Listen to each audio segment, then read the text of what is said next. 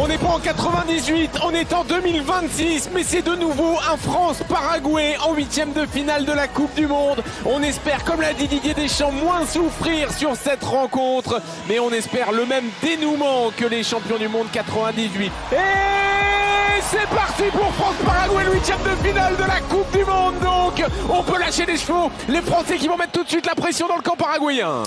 Upamecano, devant lui à Michael Olise, Manu Koné pour côté gauche, peut-être Bradley Barcola. Allez, Bradley Barcola, 54e, 0-0 entre la France et le Paraguay. À nouveau Barcola pour Manu Koné qui va tenter sa chance. Manu Koné, la frappe, la parade d'Orlando Gil. Pour le coup, c'était cadré, visiblement ça allait sous la barre transversale.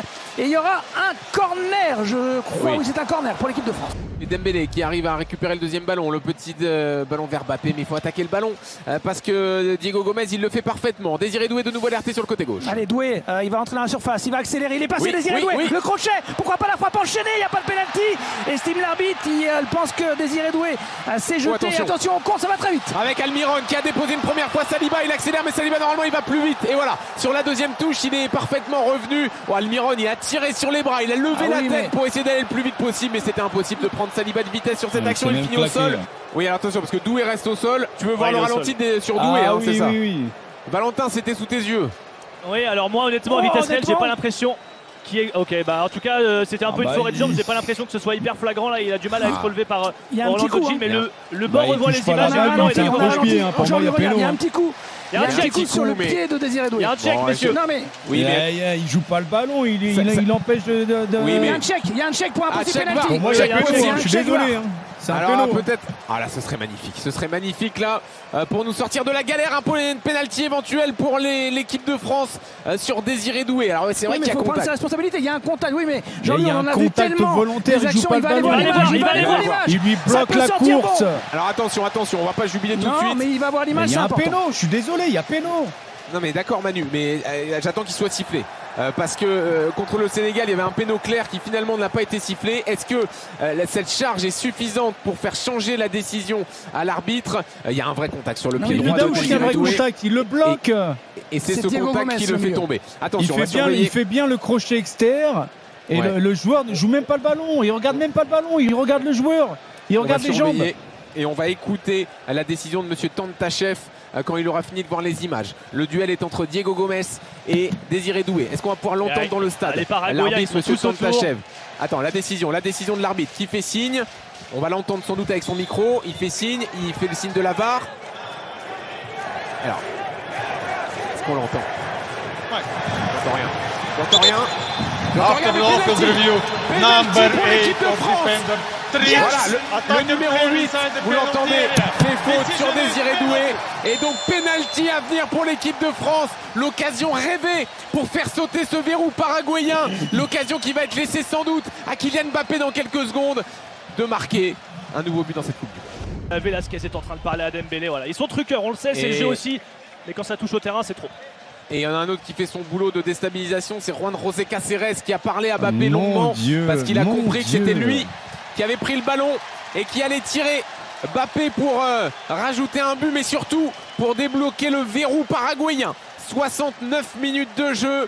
Kylian Mbappé qui a mis 3 pénaltys en finale de Coupe du Monde en 2022 face à l'Argentine, qui doit encore maîtriser ses nerfs pour l'exécution de celui qui vient. Il pourrait permettre à l'équipe de France de se débloquer dans ce 8e de finale face au Paraguay. Kylian Mbappé face à Orlando Gil.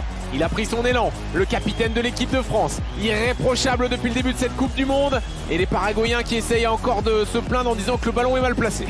Ah mais Manu Koné qui vient faire le ménage. Ça c'est pénible. Ouais, non mais c'est Gomez qui vient dire que le ballon est mal placé alors qu'il se situe à 7 mètres de l'action. Dembélé qui vient dire à Almiron bouge de là, qu'est-ce que tu regardes? Et l'arbitre il rentre un peu dans le jeu, messieurs, quand même, il les laisse rentrer dans la surface, il les laisse regarder le ballon. Donc pour l'instant Kylian Mbappé regarde très concentré la prise d'élan. On espère que ça va pas le déstabiliser. Il est au-dessus de ça, Kylian Mbappé, de toutes ces déstabilisations. Il va aller le marquer, c'est parti pour Mbappé, la prise d'élan, la frappe. But! Le but de Kylian Mbappé. Le Paraguay qui cède donc 2-0 pour l'équipe de France face au Paraguay. Le contre-pied, c'est parfait pour Mbappé, Valentin. Et c'est à nous de chambrer, messieurs, c'est à nous de chambrer. Kylian Mbappé avec le pouce, il a regardé le gardien, il a fait un petit signe, mais qu'est-ce qu'il fait avec ses gestes? Il le redit, il le montre du doigt en faisant, vous savez, il y a une vidéo avec le Real Madrid où il bouge comme ça sur sa ligne et il lui parle, Kylian Mbappé. Et oui, parce que nous aussi on est capable côté français de répondre, et il y a du chambrage, il y a de la volonté de faire taire du côté de Kylian Mbappé. Et évidemment tout le monde est venu saluer le français qui a célébré devant le virage. 1-0 pour les Bleus, et là on a répondu. Ah, ça fait du bien, Manu. Ah ouais, ça fait du bien. Il célèbre devant Alonso, il jubile. T'as vu Manu, c'est exceptionnel. Ah là là là là là là. Ah mais c'est bien fait pour eux, tu vois. Et...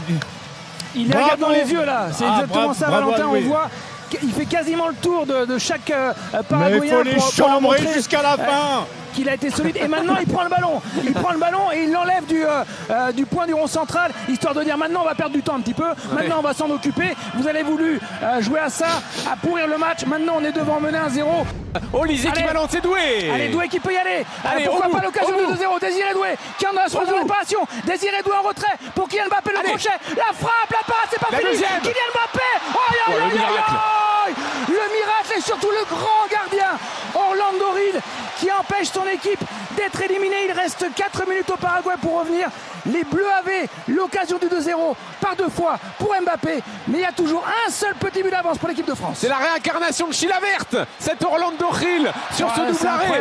Et qu'est-ce qui se passe encore? Carton jaune pour Olysée. Carton jaune pour Olysée parce que ça a chauffé au niveau de la ligne médiane. Ils sont insupportables, honnêtement. Je pense que c'est fini. Oui, c'est fini. C'est fini. L'équipe de France est en quart de finale de la Coupe du Monde. L'obstacle paraguayen a été difficile à passer, mais les Bleus de Didier Deschamps l'ont franchi. Victoire 1-0 de l'équipe de France. Attention. Le but sur pénalty de Kylian Mbappé. Ce sera le Maroc en quart de finale pour les Bleus jeudi prochain, 22h. Et Valentin, on surveille ce qui se passe dans le rond central. Échauffouré dans le rond central, on s'y attendait. Bon, ça s'est calmé rapidement. Les remplaçants sont venus séparer tout ça, mais surtout, ça chambre. Upamecano, il lève les bras devant les Paraguayens, ça discute autour de l'arbitre.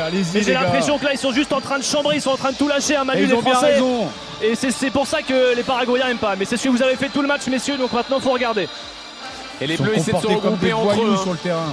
Ryan Cherki est en train de saluer tout le monde alors qu'il y a vraiment une marée bleue. Ils se sont mis tous ensemble, les Français, pour rester ensemble et pour aller fêter ça devant la tribune française, Valentin.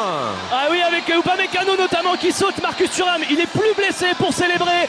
William Saliba, Désiré Doué, on saute devant le but. On est en train de bouger les mains et on se met en cercle sur Freed from Desire devant la chanson donc de l'équipe de France, pendant la chanson de l'équipe de France et devant le virage tricolore. Tous les Bleus sont là. Tchouaméni aussi qui était blessé et forfait est en train de fêter ça. Messieurs, il y a beaucoup de soulagement ce soir.